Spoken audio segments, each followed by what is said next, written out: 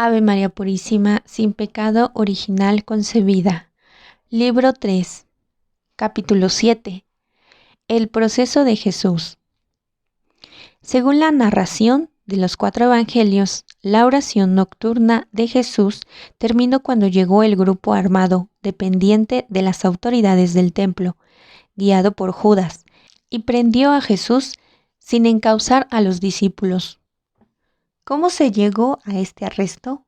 Obviamente ordenado por las autoridades del templo y en el último término por el sumo sacerdote Caifás. ¿Cómo se llegó a la entrega de Jesús al tribunal del gobernador romano Pilato y a la condena a su muerte en la cruz? Los evangelios nos permiten distinguir 3 etapas en el camino hacia la sentencia jurídica de condena a muerte, una reunión del consejo en la casa de Caifás, el interrogatorio ante el Sanedrín y finalmente el proceso ante Pilato. Tema 1. Deliberación previa en el Sanedrín. En un primer momento, la aparición de Jesús y del movimiento que se estaba formando en torno a él había despertado obviamente escaso interés en las autoridades del templo. Todo parecía indicar que se trataba más bien de un episodio provinciano, uno de esos movimientos que de vez en cuando surgían en Galilea y que no merecían una especial atención. La situación cambió con el Domingo de Ramos, el homenaje mesiánico a Jesús durante su entrada en Jerusalén, la purificación del templo con las palabras que interpretaban este gesto que parecía anunciar el fin del templo como tal y un cambio radical del culto, contrario a las prescripciones de Moisés, las intervenciones de Jesús en el templo en las que se podía percibir una reivindicación de plena autoridad que podría dar a la esperanza mesiánica de Israel una forma nueva que amenazaba su monoteísmo, los milagros que hacía Jesús en público y la creciente afluencia del pueblo hacia él eran hechos que ya no se podían ignorar. Durante los días en torno a la Pascua, en los que la ciudad estaba abarrotada de peregrinos y las esperanzas mesiánicas se podían transformar fácilmente en una mezcla explosiva de carácter político, la autoridad del templo debía tener en cuenta sus propias responsabilidades. Y antes de nada, aclarar cómo se debía valorar el conjunto de la situación y de qué modo se debía reaccionar. Solo Juan habla con más detalle de una reunión del Sanedrín para dilucidar el asunto ante un intercambio de ideas y deliberar sobre el caso Jesús. Capítulo 11, versículos del 47 al 53. Se ha de notar por lo demás que Juan sitúa esta reunión antes del Domingo de Ramos y considera que el motivo inmediato fue el movimiento popular surgido después de la resurrección de Lázaro. Sin una deliberación precedente como esta, resulta impensable el arresto de Jesús la noche de Getsemaní. Evidentemente, Juan ha conservado aquí un recuerdo histórico del que de manera más breve hablan también los sinópticos. Marcos capítulo 14, versículo 1. Según Juan, se reunieron conjuntamente los jefes de los sacerdotes y los fariseos, los 2 grupos dominantes en el judaísmo en tiempos de Jesús. Aunque hubiera discrepancia entre ellos sobre muchos puntos, su preocupación común era, cito, «Vendrán los romanos y nos destruirán el lugar», es decir, el templo, el lugar sagrado de la veneración de Dios. Y la nación. Fin de la cita. Capítulo 11, versículo 48. Uno estaría tentando de decir que el motivo para proceder contra Jesús era una preocupación política en la cual concordaban tanto la aristocracia sacerdotal como los fariseos, aunque por razones diferentes, pero con este modo de considerar la figura y la obra de Jesús desde una óptica política, se ignoraría precisamente lo que era esencial y nuevo en él.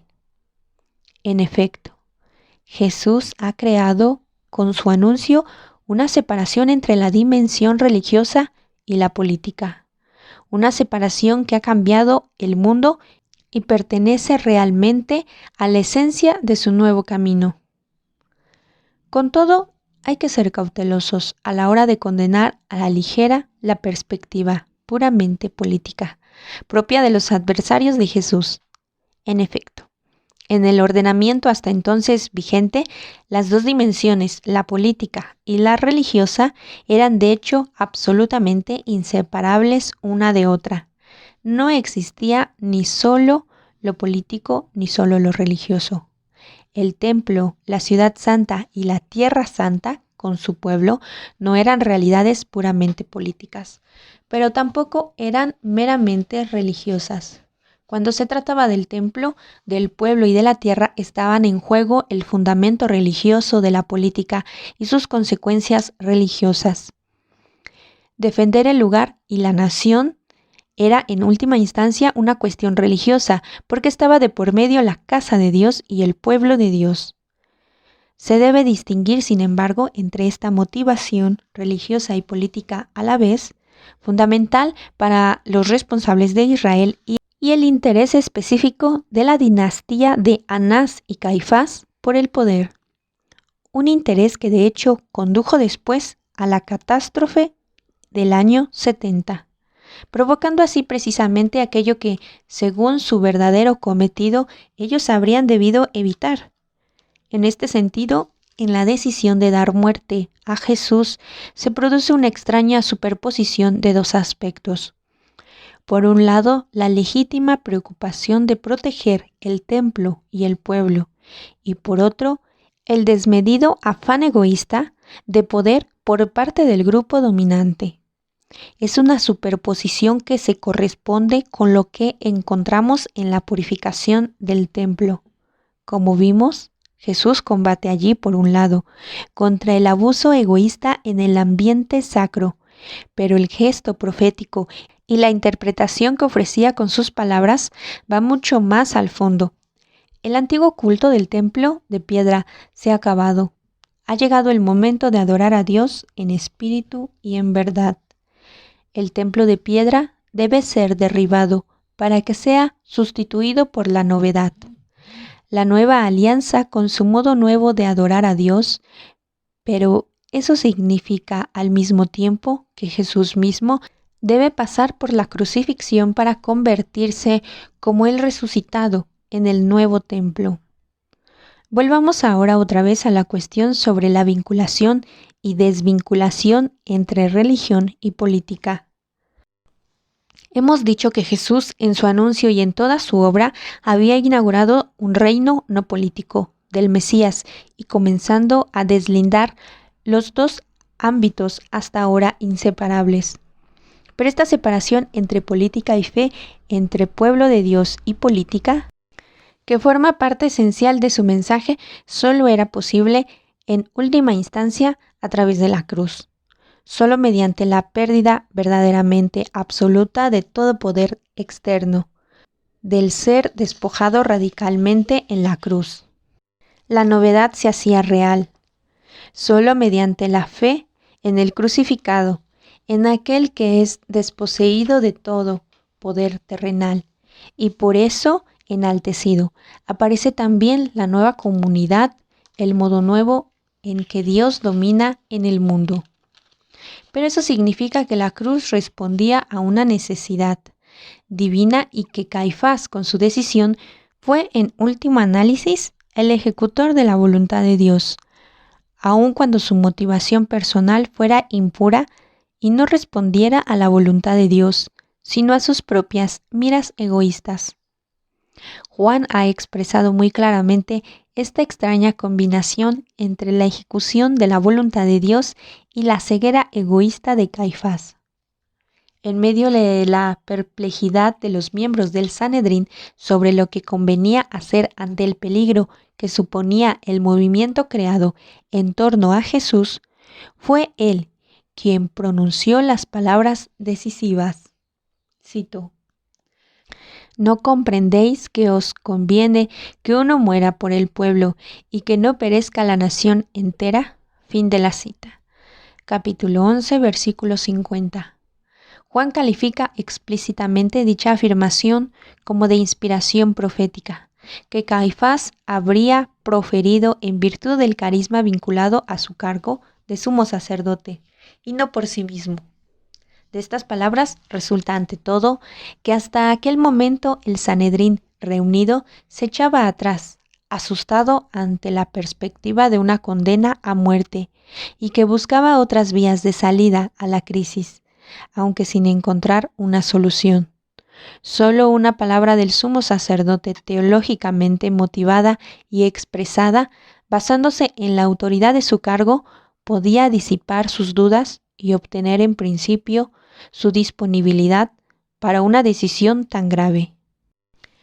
El hecho de que Juan reconozca explícitamente como punto decisivo en la historia de la salvación el carisma vinculado al cargo de quien lo despeña indignamente, se corresponde con las palabras de Jesús transmitidas por Mateo. Cito: En la cátedra de Moisés se han sentado los escribas y los fariseos. Haced y cumplid lo que os digan, pero no hagáis lo que ellos hacen. Fin de la cita. Capítulo 23, versículo 2 y siguiente. Tanto Mateo como Juan han querido ciertamente recordar a la iglesia de su tiempo esta distinción, porque también en ella existía la contradicción entre la autoridad que corresponde a un cargo y su forma de vida, entre lo que dicen y lo que hacen. El contenido de la profecía de Caifás es ante todo de naturaleza absolutamente pragmática, y desde este punto de vista le parece razonable en lo inmediato. Si por la muerte de uno, y solo en su caso así, se puede salvar el pueblo, su muerte es un mal menor y la solución es políticamente correcta. Pero esto que aparece y se entiende en primer lugar en sentido meramente pragmático, alcanza sin embargo una profundidad muy diferente, visto desde la inspiración profética. Jesús, ese uno, muere por el pueblo. Se vislumbra así el misterio de la función vicaria, que es el contenido más profundo de la misión de Jesús. La idea de la función vicaria impregna toda la historia de las religiones. Se intenta liberar de diferentes maneras al rey, al pueblo o a la propia vida de la calamidad que le aflige, transfiriéndola a sustitutos. El mal debe ser expiado, resplandeciendo así la justicia, pero se descarga sobre otros el castigo, la desgracia inelucrable, y se trata de este modo de liberarse a sí mismo. Sin embargo, esta sustitución mediante sacrificios animales o incluso humanos sigue en última instancia sin convencer, lo que en estos casos se ofrece sustitutivamente. Es solamente un susadeo de lo que es propiamente personal y en modo alguno puede reemplazar debidamente a quien debe ser redimido. El susadeo no es representante en el sentido de una función vicaria. Y sin embargo, toda la historia está en busca de aquel que pueda intervenir realmente en nuestro lugar, que sea verdaderamente capaz de asumirnos en sí mismo y llevarnos así a la salvación. En el Antiguo Testamento, la idea de la función vicaria aparece de modo del todo central cuando Moisés, tras la idolatría del pueblo en el Sinaí, dice al Dios encolerizado, cito: «Pero ahora o perdonas su pecado o me borras del libro de tu registro». Fin de la cita. Éxodo capítulo 32, versículo 32. Es verdad que se le contesta, cito: «Al que haya pecado contra mí, lo borraré». Fin de la cita. Capítulo 32, versículo 33. Pero Moisés sigue siendo de alguna manera el sustituto, el que lleva la carga sobre sí, y por cuya intercesión cambia una y otra vez la suerte del pueblo. En el Deuteronomio, en fin, se traza la imagen del Moisés apenado, que padece en lugar de Israel y en función vicaria por Israel, debiendo morir fuera de Tierra Santa. En Isaías capítulo 53 aparece totalmente desarrollada la idea de la función vicaria, en la imagen del siervo de Dios que sufre con carga con la culpa de muchos, convirtiéndolo así en justos. Capítulo 53, versículo 11. En Isaías esta figura permanece llena de misterio.